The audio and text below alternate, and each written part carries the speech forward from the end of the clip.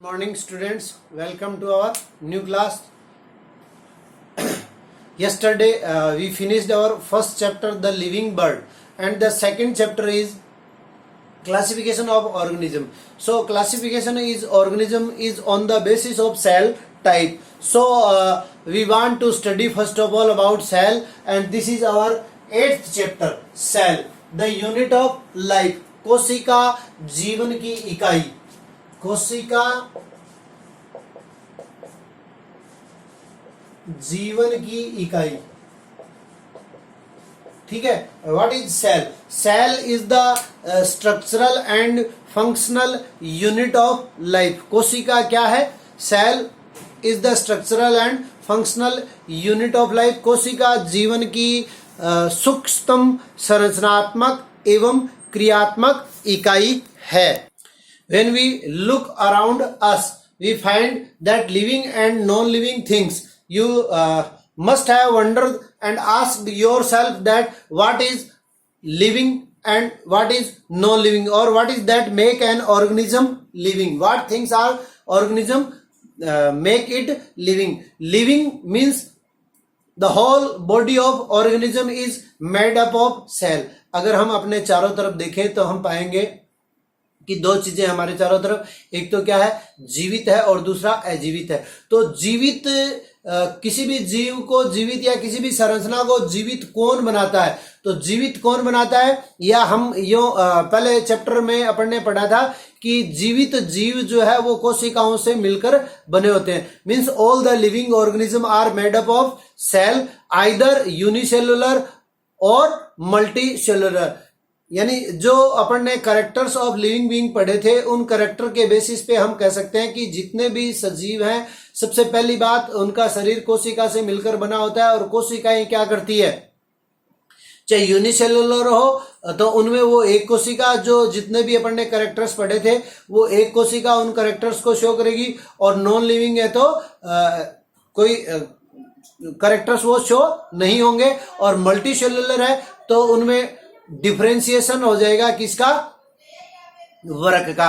अब सेल क्या है? तो यूनिसेलुलर जो ऑर्गेनिज्म होते हैं उनमें, तो यूनिसेलुलर ऑर्गेनिज्म जो है उन वो केपेबल होते हैं इंडिपेंडेंटली एग्जिस्टेंस और performing the essential function of life. और मल्टीसेलुलर में जो फंक्शंस है वो डिफरेंशिएट हो जाते हैं. अलग अलग सेल्स का जो ग्रुप है वो ग्रुप टिश्यू का फॉर्मेशन कर लेता है, और टिश्यू जो है वो ऑर्गन का फॉर्मेशन कर लेते हैं, और ऑर्गन जो है वो उन डिफरेंट टाइप्स ऑफ फंक्शन को कंप्लीट करते हैं.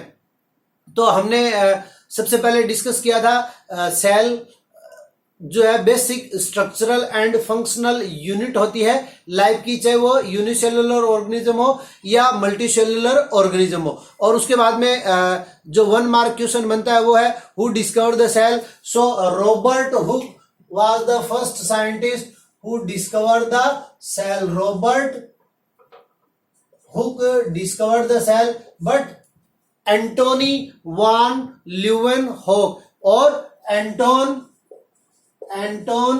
वान Leeuwenhoek first to discover living cell. तो लिविंग सेल की डिस्कवरी किसने की? एंटोनी वान ल्यूवेनहॉक ने की.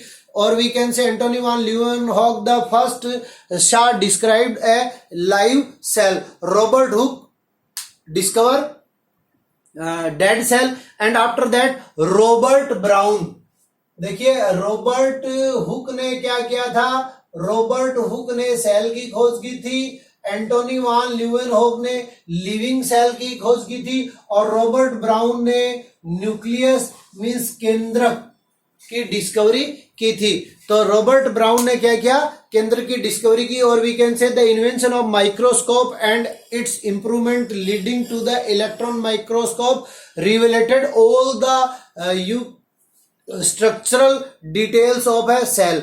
तो जैसे हमारे अंदर क्या है? अंग है, अंगों से मिलकर क्या बना हुआ है? शरीर बना हुआ है. उसी प्रकार सेल में जो स्ट्रक्चरल ऑर्गन्स होते हैं तो उनको क्या कहेंगे? ऑर्गेनल्स. तो सेल के अंदर भी जैसे आप लोगों ने पढ़ा है mitochondria is the power house of the cell. Mitochondria क्या है? कोशिका का शक्ति गृह है.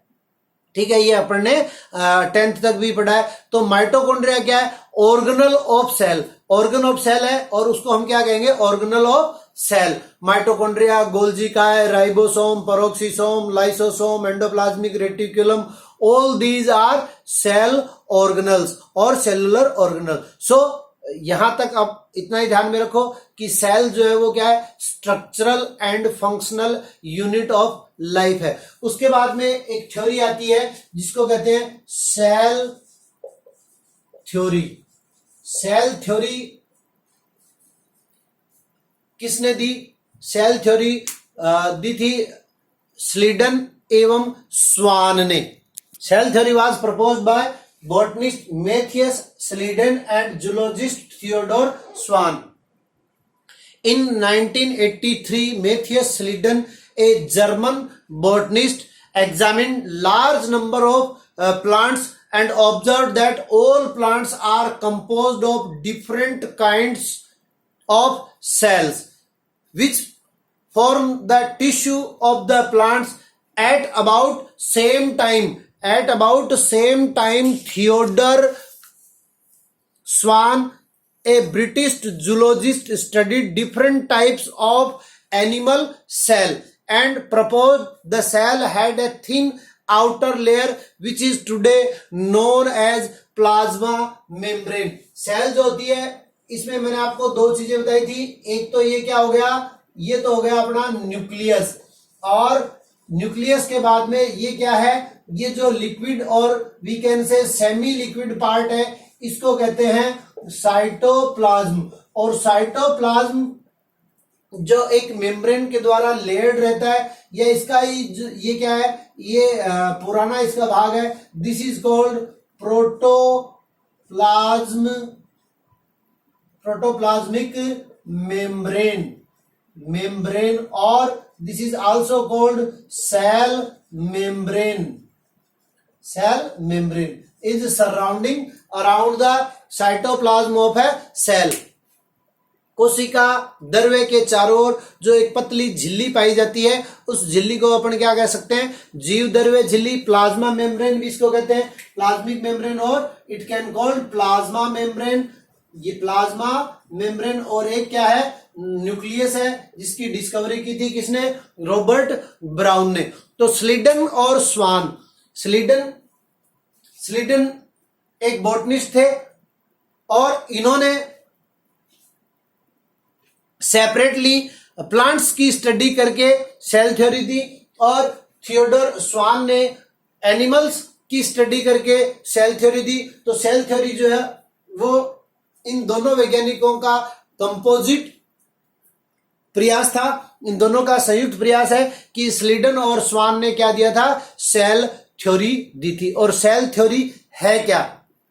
तो first of all cell theory का पॉइंट क्या है? All the living organism are made up of cell. समस्त सजीव जो है वो कोशिकाओं से मिलकर बने होते हैं। All the livings are composed of cell and product of cell. कोशिकाओं के उत्पाद से बने होते हैं और कोशिकाओं से बने होते हैं। और उसके बाद में ये इतना ही समझाया कि सभी लिविंग बीइंग जो है यूनिसेल्युलर हो या मल्टी सेल्युलर हो, वो सारे के सारे कोशिकाओं से मिलकर बने होते हैं। Schleiden and Schwann together formulated the cell theory. This theory however did not explain to how new cells were formed.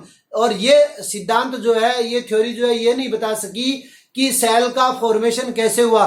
तो एक और साइंटिस्ट आए जिनका नाम था रुडोल्फ विर्चोव। रुडोल्फ विर्चोव ने क्या बताया?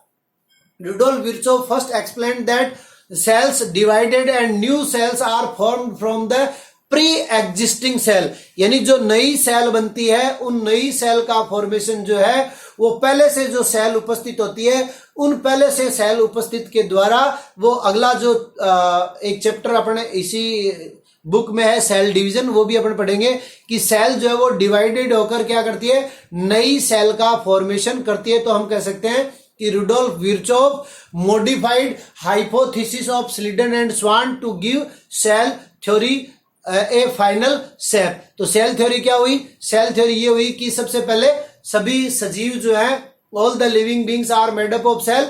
सभी सजीव कोशिकाओं से मिलकर बने होते हैं और कोशिकाओं में एक केंद्रक, एक नियंत्रणकारी अंग के रूप में पाया जाता है और कोशिकांग जो है वो इसके उत्पाद है। तो इनसे सभी सजीव मिलकर बने होते हैं और इन कोशिकाओं का निर्माण जो है वो पूर्ववर्ती कोशिकाओं के द्वारा होता है, यानी जो पहले से कोशिका प्रेजेंट रहती है उनके द्वारा होता है।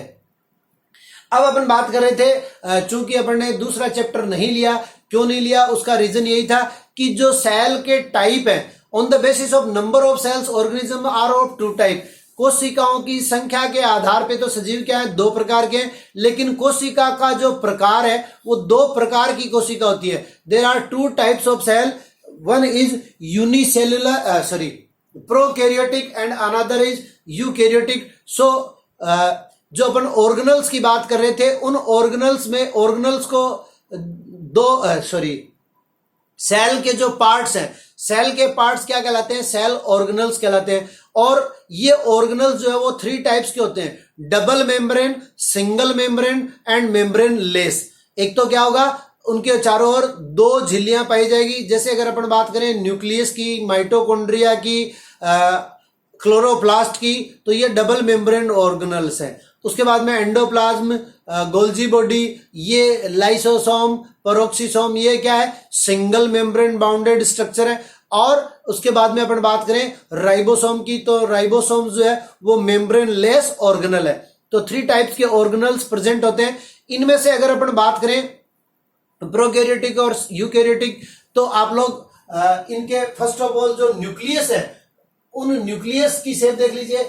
एक दो सेल के बारे में इंपॉर्टेंट चीज और बता देता हूं आपको कि सेल का जो मेजरमेंट है वो अलग अलग लिविंग ऑर्गेनिज्म में अलग अलग होता है। अगर ह्यूमन बीइंग की बात करें तो उसमें जो रेड ब्लड सेल्स है, आरबीसी जो है रेड ब्लड कार्पल्स कहलाती है, जिसमें न्यूक्लियस नहीं होता, वो सबसे बड़ी सेल्स होती है। और सबसे छोटी सेल की बात करें सारे ऑर्गेनिज्म को मिला के, तो माइकोप्लाज्मा जो है वो सबसे छोटी सेल्स का एग्जांपल है। और द एग ऑफ ऑस्ट्रिच, शतुरमुर्ग का जो अंडा है वो सबसे बड़ी सेल का एग्जांपल है। अभी अपन बात कर रहे हैं केवल प्रोकैरियोटिक और यूकैरियोटिक सेल्स के न्यूक्लियस की। तो मैं आपके सामने दो डायग्राम बना रहा हूं, एक तो यूकैरियोटिक का न्यूक्लियस बना रहा हूं और एक प्रोकैरियोटिक सेल पूरी बना रहा हूं। तो ये देखिए, बैक्टीरिया जो है वो क्या है, बैक्टीरिया जो है वो एग्जाम्पल है किसका, प्रोकैरियोटिक सेल का। और ये क्या है, इसका न्यूक्लियस है और इसका न्यूक्लियस जो है वो मेम्ब्रेन लेस है और ये इसका साइटोप्लाज्म है। तो मेम्ब्रेन लेस न्यूक्लियस होने के कारण इसको न्यूक्लियोलस भी कहते हैं। यही क्या इसका न्यूक्लियस है, इसको क्या कहेंगे, न्यूक्लियोलस। या अपन अभी न्यूक्लियोलस की बात न करके सिर्फ इतना ही कह देते हैं, ये क्या है, इसका केंद्रक है, न्यूक्लियस है।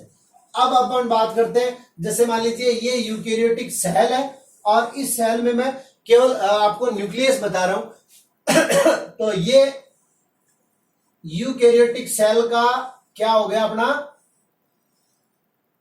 न्यूक्लियस हो गया। और यूकैरियोटिक सेल का न्यूक्लियस जो है वो अभी मैंने आपको बताया कि यूकैरियोटिक में थ्री टाइप्स के सेल ऑर्गेनल्स प्रेजेंट होते हैं। कौन कौन से, डबल मेम्ब्रेन, सिंगल मेम्ब्रेन, ए मेम्ब्रेन और मेम्ब्रेन लेस। तो ये न्यूक्लियस है। अब इस न्यूक्लियस में ये न्यूक्लियस के टाइप स्ट्रक्चर है जिसको न्यूक्लियोलस कहते हैं। और यहां इस टाइप से ये क्या है, ये इसका कहलाता है क्रोमेटिन मटेरियल। ये इसका क्रोमेटिन मटेरियल है और ये न्यूक्लियोलस है और ये क्या है, न्यूक्लियर मेम्ब्रेन है, न्यूक्लियर मेम्ब्रेन। और इस न्यूक्लियर मेम्ब्रेन के इनसाइड में जो लिक्विड है वो क्या है, ये न्यूक्लियर मेम्ब्रेन के इनसाइड में जो लिक्विड है इसको कहते हैं न्यूक्लियोप्लाज्म। और यहां न्यूक्लियर मेम्ब्रेन के बाहर जो लिक्विड है ये क्या होगा, इसका साइटोप्लाज्म। तो ये बेसिक डिफरेंस आपको दिखाई दे रहा होगा बोथ ऑफ न्यूक्लियस में कि यूकैरियोटिक सेल्स का जो न्यूक्लियस है उसके चारों तरफ एक मेम्ब्रेन प्रेजेंट होती है जिसको न्यूक्लियर मेम्ब्रेन कहते हैं। हालांकि इस मेम्ब्रेन में पोर्स प्रेजेंट होते हैं, जब भी नेसेसरी होगी ये एक्सेसिव मटेरियल को बाहर कर सकता है और जब मटेरियल की कमी रह जाए तो इसको इनटेक कर सकता है, यानी ट्रांसपोर्टेशन का काम जो है वो इन न्यूक्लियर पोर्स के थ्रू होता है। तो इसमें जो न्यूक्लियर क्रोमेटिन मटेरियल है वो क्रोमेटिन मटेरियल बाउंडेड रहता है न्यूक्लियर मेम्ब्रेन से, और इसमें न्यूक्लियस के जैसी न्यूक्लियस लाइक स्ट्रक्चर न्यूक्लियोलस भी प्रेजेंट होती है। यहां पर कोई भी ऐसी स्ट्रक्चर नहीं है। तो इसको अपन क्या कहते हैं, यूकैरियोटिक सेल, और ये क्या है, प्रोकैरियोटिक सेल। तो देखिए नाम से भी कुछ अर्थ निकलता है, प्रोकैरियोटिक, और दूसरा क्या अपने पास, यूकैरियोटिक। तो प्रो का मतलब होता है, यहां मैंने आपको पहले भी बताया these are the Greek words. तो pro means primitive, pro means primitive and karyo means nucleus. तो यहां ये क्या हो गया, प्रीमिटिव टाइप का न्यूक्लियस हो गया, ओल्ड टाइप का न्यूक्लियस हो गया, and eukaryotic means you means advance and karyo means nucleus. तो यहां क्या है, एडवांस न्यूक्लियस है, यहां क्या है, प्रिमिटिव न्यूक्लियस है। तो प्रिमिटिव और एडवांस न्यूक्लियस में क्या डिफरेंसेस है, whenever chromatin material is separate surrounded by a nuclear membrane then it is called advanced nucleus. जब क्रोमेटिन पदार्थ जो है वो न्यूक्लियर मेम्ब्रेन से सराउंडिंग होता है, ढका हुआ रहता है, और यहां क्या है, ये देखिए ये न्यूक्लियोप्लाज्म है और ये क्या है, साइटोप्लाज्म है। Whenever cytoplasm and nucleoplasm are differentiated with nuclear membrane, जब कोशिका द्रव्य और केंद्रक द्रव्य केंद्रक झिल्ली के द्वारा पृथक रहते हैं, तो इस प्रकार के न्यूक्लियस को हम क्या कहते हैं, या इस प्रकार की कोशिका को क्या कहते हैं, यूकैरियोटिक कोशिका। और यूकैरियोटिक कोशिका में एडवांस या डेवलप्ड और विकसित प्रकार का केंद्रक पाया जाता है, प्रोकैरियोटिक कोशिका में हासित प्रकार का केंद्रक पाया जाता है। इसके बाद में अपन बहुत सारे कोशिकांगों के बारे में पढ़ेंगे, माइटोकॉन्ड्रिया, गोल्जी का, अंतःप्रद्युजालिका।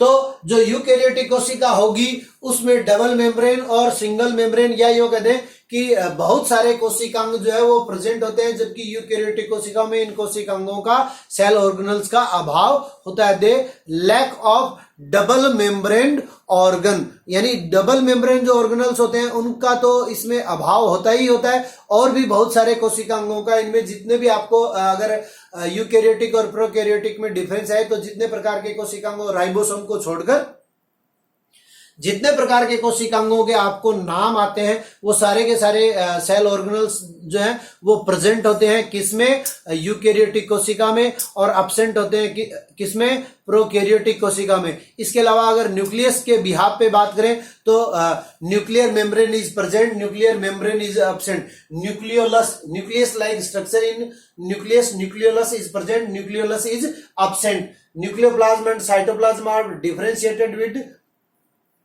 nuclear membrane, nucleoplasm and cytoplasm are not differentiated by any membrane, and nuclear membrane has also nuclear pore, and here is nuclear membrane is also absent। तो ये टू टाइप्स की सेल थी basically, prokaryotic cell और eukaryotic cell. उसके बाद में अपन cell के बारे में, सेल ऑर्गेनल्स के बारे में और ज्यादा डिटेल में इस चैप्टर में पढ़ेंगे। तो आज हमने स्टार्ट किया अपना एक नया चैप्टर, 8th चैप्टर है ये, cell the unit of life. बाकी कल देखेंगे। Thank you.